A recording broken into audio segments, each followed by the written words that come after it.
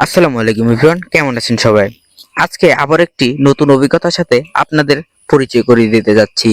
কারণ আজকে আমি যাচ্ছি মাছের বিশাল চাষের ঘের দেখতে।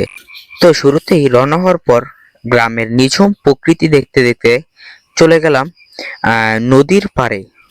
এখন বাজে ঠিক 5:30। তো আমরা প্রকৃতি দেখতে দেখতে নদীর পাড়ে চলে এসেছি। আমাদের ট্রলার পার হতে হবে, যেতে হবে ওই পাশে।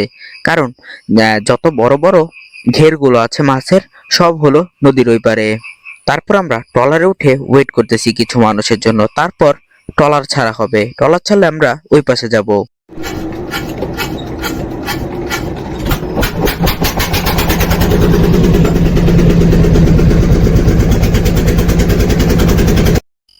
তারপর ট্রলার ছাড়ার পর আমরা নদীপথ হয়ে যাচ্ছি ওই পাশে, ঘেরের ওইখানে।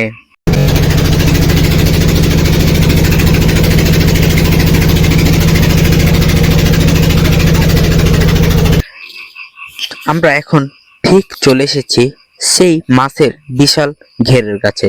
এখানে পুকুরে জাল দিয়ে মাছ ধরে তারপর যে যার মতন বেছে মাছ নিয়ে মেপে তারপর বাজারে নিয়ে যায়। এখানে অসংখ্য ঘের রয়েছে, এগুলোকে পুকুর বলে না, এগুলোকে মাছ চাষের ঘের। তারপর